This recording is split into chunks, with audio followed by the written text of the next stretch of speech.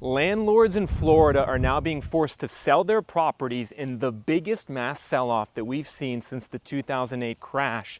This mass sell-off is now causing inventory and listings to skyrocket all across the state of Florida, and both home prices and rents are now dropping. You can see data on Reventure app is showing that there's almost 180,000 homes in Florida available for sale right now. That's the highest level of inventory going back to the last downturn in 2008. Some potential other good news for you as a Florida home buyer or homeowner is that property taxes might be going down or might be eliminated in the next couple of years. Governor Ron Desantis is now floating proposals to eliminate property taxes in Florida.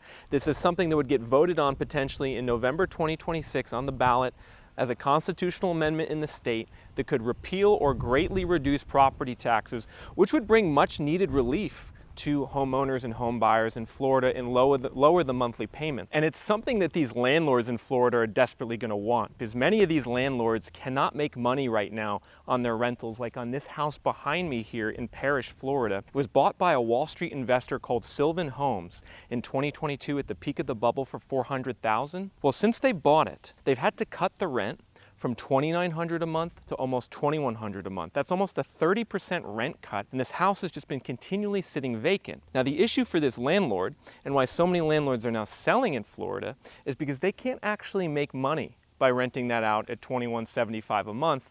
If they rent it out at $2,175 a month, that's around $26,000 a year in gross revenue. After paying their expenses, that's going to be about $16,000 in net income, and that's before deducting interest on their debt. If you add the interest on the debt, they're going to be heavily negative in losing money on cash flow. And so this is a great example of why we're seeing landlords sell homes all across Florida and why the inventory is absolutely skyrocketing on the market. And this higher inventory is now causing prices to drop all across the state of Florida. If we look at this map on Reventure app of the areas in Florida that prices are going down the most, you can see basically the entire map is blue, meaning that all of Florida more or less has declining prices, but the prices are dropping the most in the following metro areas. We're seeing prices drop in Punta Gorda at minus 8% year over year. We're seeing prices drop in Sarasota, Northport at minus 6% year over year. We have Cape Coral at minus 7 to 8% year over year. We have Naples now at minus 5% year over year. And those declines in just 1 year are pretty severe, everyone, because a housing downturn typically takes 4 to 5 years to play out. So if prices go down 5% or 7% or 8% in 1 year, multiply that by 3 or 4 years and you end up getting a pretty big downturn. So these are real drops in value that we are experiencing all across Florida. And one big culprit, in addition to the landlords selling, are the builders selling. I'm actually in a D.R. Horton home building community. This is a community that they've been building over the last 4 to 5 years. This was a phase that they sold off right when the pandemic started, right after the pandemic. However, there's a new phase over there where D.R. Horton is now selling houses at cheaper than what they sold 3 or 4 years ago to some of these buyers. Just take a look at this house, everyone, I just found in this D.R. Horton community.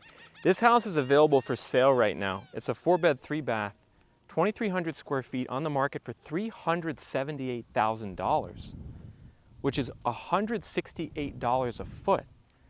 I mean, that price point of this house is barely over replacement cost.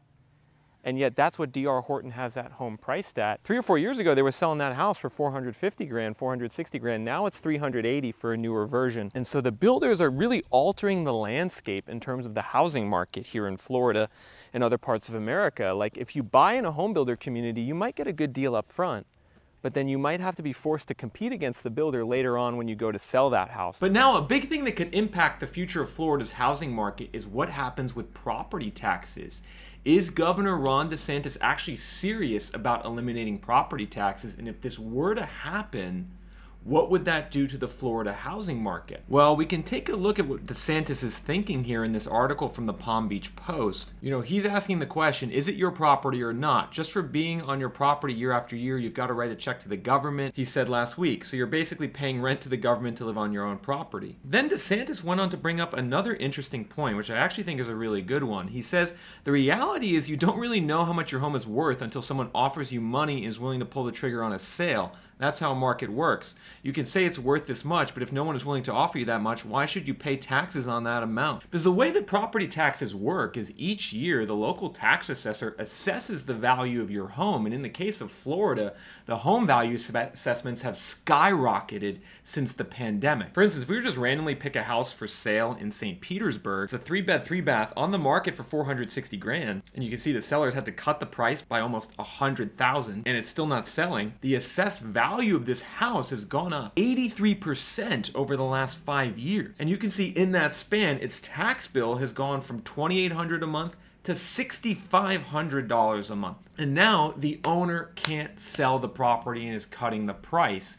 And so in a market like Florida where housing is very volatile, I understand the sensitivity that owners have to having their property taxes jacked up only to then see the market enter a correction and then their house isn't selling. They're saying to themselves, why am I paying these higher property taxes? And for that reason, I think it does make sense to look at lowering the property taxes in Florida. However, the way to do that is not by a universal cut on property taxes or elimination of property taxes. Rather, any reduction should focus on actual homeowners who homestead their house. Because actually, in this case, this example I just showed you, this is an investor that owns this house. It's a landlord. They were trying to rent it out. They couldn't. The rent dropped. Now they're being forced to sell, and they're being forced to cut the price because the property taxes went up. So this is actually a good example of, how a higher property tax on an investor can force them to sell and lower the prices in the market and make it more affordable for everyone else. So instead, focus the tax relief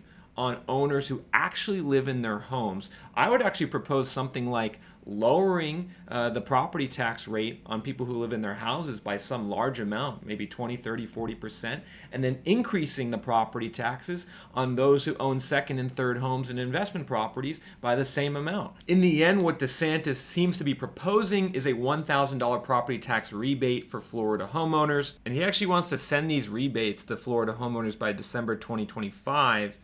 Prior to voting on any type of property tax amendment, these would be $1,000 rebate checks for each homestead as a discount on their property taxes.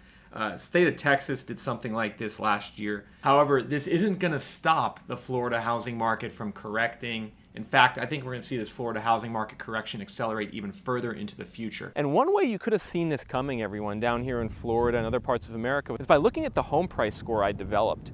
Down here in this zip code, the Reventure price score was always at a 50 or above and then skyrocketed to a 77 during the boom of the pandemic. It was a huge seller's market. But then starting in 2023, our score dropped to a 44 and then a 38, and now it's a 27, indicating a heavy seller's market. So if you were looking at our Reventure score 2 years ago, you'd have seen the downturn start to take place in this market, and you would have been able to know that prices were going to drop, which would have helped you as a seller decide when to sell, and would have tipped you off as a buyer to submit more cautious offers and to wait for prices to drop into the future. And this Reventure score, it's available for every city and zip code in America, nearly 30,000 zip codes we have a score for that predicts where prices are going over the next 12 months. And later in this video, I'm going to explain more to you guys about how to use this score to understand where prices are most likely to drop in your area. Now, let me tell you folks a crazy stat about Florida's housing market.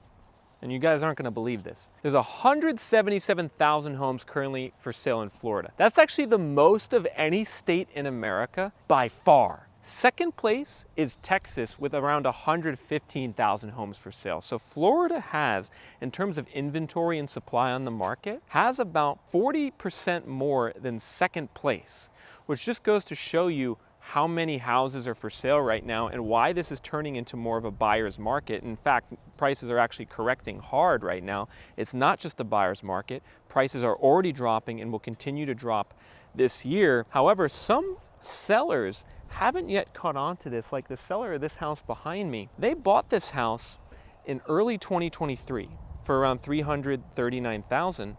And they're trying to sell it now 2.5 years later for $354,000. So they're still trying to make a profit on this house, while in the last 2.5 years, the inventory and supply has literally gone up by 150%, 200%, and the prices have gone down 5 to 7%. And so some sellers are still slow to realize what's going on in the market, and that's why housing downturns actually take, a long time to play out. This is an important point to understand if you're a buyer in Florida or any other state in America that I talk about a lot, like Texas or Tennessee or Arizona or Nevada, or even Colorado now. We're seeing a big housing downturn play out in Colorado, is that you're going to see more inventory and more supply, and prices are going to start to drop, but it's going to take years for the market to actually feel significantly more affordable. And that's just the way the housing cycle works. In the last crash, it took 5 years, from 07 to 2012, for the market to go from top to bottom. We're still in year 1.5 of this downturn in Florida, so there's a lot of runway to go for the market to get more affordable for you. All right, folks, this is kind of weird. There's just a fish on the sidewalk. Just a dead fish on the sidewalk. Welcome to Florida. And some of the areas in Florida where I think prices are going to drop the most this year include, where I am right now in Manatee County, just to the south of Tampa and St. Petersburg. But I also think prices in St. Petersburg are going to drop a lot. They're already down 4% year over year. St. Pete and Pinellas County, the score is tanking into the low 30s. I think another 5 or 6% decline this year is likely. I actually think we're also going to see Orlando really start to go down this year. Orlando's housing inventory has gone off the chain. A lot of landlords selling in Orlando, which is causing the prices now to start to go down. In particular, in Orlando, the investors have completely abandoned that market. The home purchase demand from investors in Orlando is down 70% from peak. Think about that, everyone, a 70% drop in investor home buying in Orlando. What does that mean for the market? Well, it means what we're seeing right now. More inventory, more homes for sale, declining prices. I also think we're going to see Miami really start to see price declines this year. You could see in Southeast Florida, prices have started going down in Palm Beach and Broward. They haven't yet started going down in Miami-Dade, but they will soon, because the inventory in Miami-Dade is going way up. However, Miami-Dade is still the best scoring county in Florida of any of the large counties. Its score is still in the mid-40s. So mid-40s on the score is slightly declining prices, but we're not going to see an all-out crash in Miami this year. That might come in 2026. And if you're someone who wants to understand where prices are going to drop in your area, like where are they going to go down the most, you should really pay attention to 3 indicators. One is the inventory. How many homes are on the market compared to the long-term norm? Number 2 is the price cuts. What's the price cut rate in the market compared to the long-run norm? Number 3 is days on market. How long are houses sitting? Because when you know those 3 data points, you know basically everything you need to know about the direction of the market. If there's a lot of homes for sale, if there's a lot of sellers cutting the price, and if houses are sitting on the market for a really long time compared to the norms, it's telling you prices are going to drop. Conversely, if inventory is lower than the long-term average, if price cuts are lower than the long-term average, and days on the market's lower than the long-term average, like we're seeing in like New Jersey or New York, where those markets are still tight, prices are going to keep going up. So actually the power is in your hands to understand the future direction of your market. This isn't really much of a guessing game. It's pretty simple. And very soon, we're actually going to roll out a conversion chart so you guys can see how this score converts to an actual percentage in terms of forecasting prices in the future. A score of a 50 would be about 1 to 2% appreciation. So 50 is average, 1 to 2% appreciation. If we're above 50, that means prices growing in the next year. If we're below 50, that means prices dropping. So I would suggest to you guys, if you are someone who wants to understand more about where prices are going to drop and where they're going to drop the most, or maybe where they're still going to go up, head to www.reventure.app and sign up for a premium plan so you can access our home price forecast score. The premium plan is $39 a month or $399 a year for a 15% discount. And you can access that price forecast score for all the different markets in America, but particularly the areas in your city and zip code. So you could see on a map, like what are the areas there's going to be the most downward price pressure? How does the score compare to the long-term average? So head to www.reventure.app right now, sign up for a premium plan so you can access that price forecast down to your zip code so you can understand where the future of your market is heading in 2025 and into 2026.